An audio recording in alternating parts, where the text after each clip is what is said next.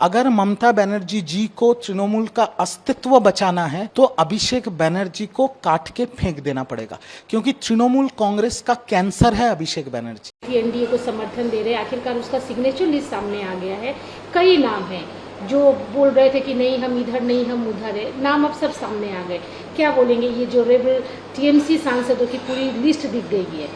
देखिए, ये तो सबको पता था ये होने वाला है। अभी कुछ लोग डाउट कर रहे थे साइन कहाँ है, लिस्ट कहाँ है, अब वो भी सामने आ गया है। और मेरे को जितना पता है कि शायद मंडे को, सोमवार को ये सारे सांसद जाएंगे लोकसभा के स्पीकर ओम बिरला जी से मिलने के लिए, और रविवार को एक बहुत बड़ा मीटिंग होने वाला है और शायद वहाँ पर बंगाल के मुख्यमंत्री भी उपस्थित रहेंगे, जितना मेरे को खबर है। अब बाकी देखने वाला बात है। तो ये जो रेबल फैक्शन ऑफ एमपीज हैं तृणमूल कांग्रेस के, करीब 20 एमपीज हैं और मुझे खबर है कि वो नंबर बढ़ भी सकता है। उन लोगों ने ये साफ तरीके से बोला है कि वो देश के हित में एनडीए को सपोर्ट करेंगे। तो ये भाजपा के लिए तो विन विन सिचुएशन है, ना बीजेपी में ज्वाइन भी कराना पड़ रहा है और उनको समर्थन भी मिल रहा है, तो देश के हित में तो सही है। अभी जो बीजेपी के लिए विन विन सिचुएशन है, ठीक है, अच्छी बात है, लेकिन जो नाम जैसे शायोनी घोष, वो हमेशा से टीएमसी के फेवर में रही है। ऐसी ऐसी बातें बीजेपी के लिए बोलती गई है जो कि सुनने में कुछ लोगों को खराब भी लगे, बस सपोर्ट था उनका टीएमसी के साथ। और एक यूसुफ पठान जिसके लिए पार्टी हमेशा खड़ी रही जबकि वो आउटसाइडर थे। देखिए, आपको एक चीज समझना पड़ेगा। अभी बहुत लोगों को बहुत नाम से बुलाएंगे, कोई बोलता है रैट्स, कोई बोलता है गद्दार, कोई बोलता है ये, कोई बोलता है वो, पर आपको एक चीज समझना पड़ेगा, जो करियर पॉलिटिशियन है उनको तो राजनीति करना पड़ेगा।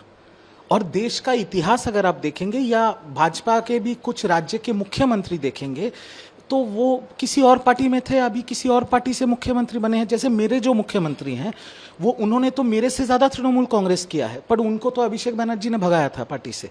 वो बीजेपी का हाथ पकड़ा उन्होंने विपक्ष के नेता बन के काम किया और आज वो बंगाल के मुख्यमंत्री हैं और आज बहुत अच्छा काम कर रहे हैं। तो करियर पॉलिटिशियंस जो भी हैं उनको पॉलिटिक्स करना है, उनको राजनीति करना है। अब रहा शायोनी घोष का बात, आपने पूछा मेरे से, कल उनका एक वीडियो सामने आया है एयरपोर्ट में, तो वो सफ़ेद साड़ी भी मुझे नहीं दिखी, सफ़ेद हवाई चप्पल भी मुझे नहीं देखा। मुझे तो पहले देख के लगा कि कोरोना का फोटो है, वो ऐसे मास्क वास्क पहन के, सर्वर छुपा के। तो बात यह है कि कुछ दिनों पहले जब तृणमूल कांग्रेस ने अपने सारे पोस्ट्स डिसॉल्व कर दिए थे, उसके बाद भी जब घोषणा किया था नए तरीके से तृणमूल कांग्रेस ने, तब भी शायोनी घोष जी यूथ प्रेसिडेंट थे बंगाल के। तो अब क्या होगा मुझे नहीं पता, वो शायनी जी जानते हैं और तृणमूल कांग्रेस जानते हैं। और रहा यूसुफ पठान का बात, वो उनको तो बाहर से लाया गया था, उनको टिकट मिला, वो जीते मुर्शिदाबाद से। अभी सबका एक ही चीज बोलना है कि अभिषेक बनर्जी के साथ कोई काम नहीं कर सकता, और ये सच बात है। उनके साथ नहीं काम, उनके साथ अगर काम करना है तो आपको गुलाम बन के रहना है। और यूसुफ पठान क्यों गुलाम बनेंगे, वो इंडिया के क्रिकेटर हैं। या काकोली घोष दोस्तीदार जो 1984 से ममता बनर्जी जी के साथ है, उनको क्यों गुलाम बनना है? तो अभी सब लोग मुंह खोल रहे हैं क्योंकि भय खत्म हो गया, थ्रेट कल्चर खत्म हो गया, डर का जो माहौल था वो खत्म हो गया। आने वाले दिन में ये सांसद एनडीए के समर्थन में, देश के हित में काम करेंगे और यही तो ठीक है। जो हो रहा है मैं तो बोलूंगा ठीक हो रहा है। आपने एक अच्छी बात बोली कि हाल ही में जो वर्किंग कमेटी, माला रॉय भी साइनिंग लिस्ट में है। तो कुछ दिन क्या 1-2 दिन पहले की ही बात है, एक वर्किंग कमेटी बनती है, उसमें आपको एक पोस्ट दिया जाता है, जबकि आपको ये पता है कि आपको जाना किधर है।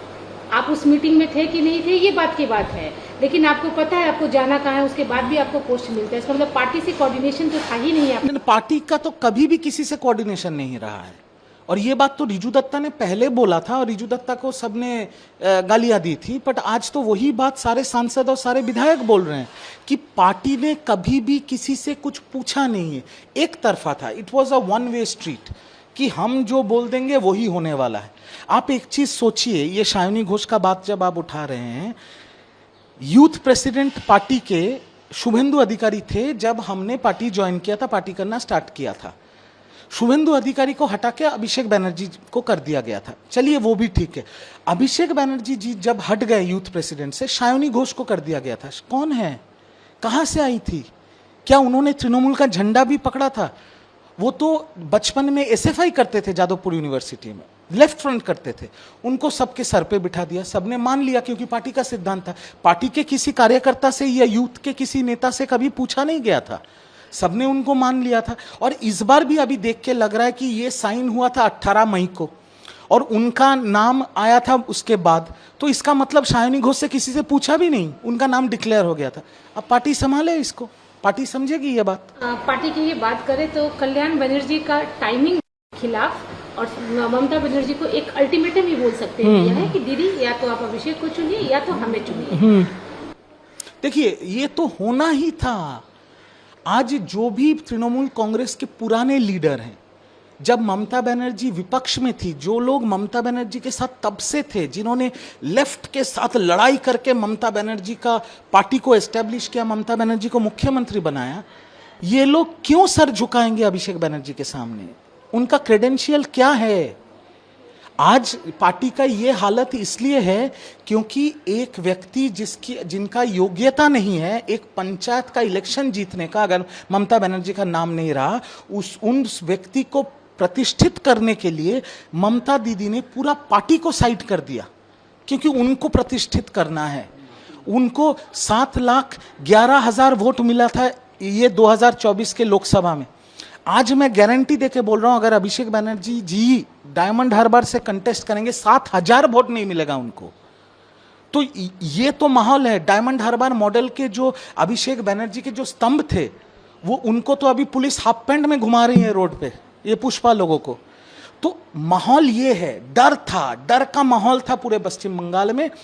जो भ्रष्टाचार करेगा, जो पैसा उठाएगा, जो लोगों को मारेगा, जो लोगों को काटेगा, उनको सर पे बिठाया जाएगा।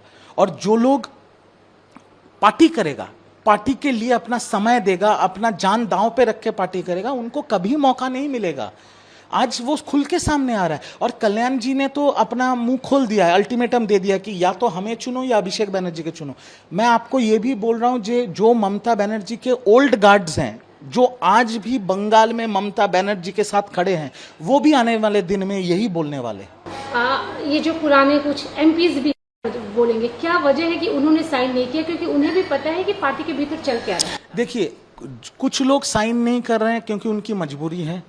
उनको जिस जगह से वोट मिला है, उस जगह में उन्होंने सर्वे किया है और सर्वे करके उनको पता चल गया अगर वो साइन करेंगे तो आने वाले दिन में उनको वोट नहीं मिलेगा, तो वो उसलिए बंद चुप है। और कुछ लोग इसलिए साइन नहीं कर रहे हैं क्योंकि उनके लिए बीजेपी का दरवाजा बंद है। मैं सीधी खुला ये बात कर रहा हूँ, तो इसीलिए वो लोग अभी भी साइन नहीं कर रहे हैं। बट मुद्दे की बात ये है कि अभी तृणमूल कांग्रेस साइन बोर्ड बन गई है और तृणमूल कांग्रेस ममता बनर्जी और ममता बनर्जी ही तृणमूल कांग्रेस है, इसमें कोई दोहरा नहीं है। ममता बनर्जी को अगर कोई राइट ऑफ कर देगा तो ये बचपना होगा। You can not write off a leader like Mamata Banerjee. But ये भी सच्चाई है कि आज बंगाल में जो माहौल है या दिल्ली में जो माहौल है, अगर ममता बनर्जी जी को तृणमूल का अस्तित्व बचाना है तो अभिषेक बनर्जी को काट के फेंक देना पड़ेगा, क्योंकि तृणमूल कांग्रेस का कैंसर है अभिषेक बनर्जी। और अगर तृणमूल कांग्रेस को बचाना है तो अभिषेक बनर्जी को काट के ममता दीदी को फेंक देना पड़ेगा। अभिषेक बनर्जी कल सीआईडी गए थे, ऑफिस मामला वही फौजरी सिग्नेचर का था, यानी कि असेंबली में कौन राज करेगा, कौन सा विपक्ष रहेगा, टीएमसी का एक्चुअल जो टीएमसी जिसे बोला जाए वो, या एलओपी जो बन चुके थे ऋतुव्रत। देखिए, सीआईडी ने उनको फिर संडे को बुलाया है, दोपहर को शायद 2 बजे या शाम को 4 बजे, ऐसा कोई टाइम पे उनको फिर से बुलाया है सीआईडी ने। अब सीआईडी उनको बार बार बुलाएगी, बचने का कोई जगह नहीं है, क्योंकि नकली साइन करके चिट्ठी अभिषेक बनर्जी जी ने साइन करके दिया था पश्चिम बंगाल विधानसभा के स्पीकर को। यह बहुत बड़ा अपराध है। अभी हाई कोर्ट का रक्षा कवच है उनके पास, तो जब तक रक्षा कवच रहेगा उनको 100 बार बुलाया जाएगा, वो 100 बार जाएंगे, इंटरोगेशन फेस करेंगे, घर आ जाएंगे।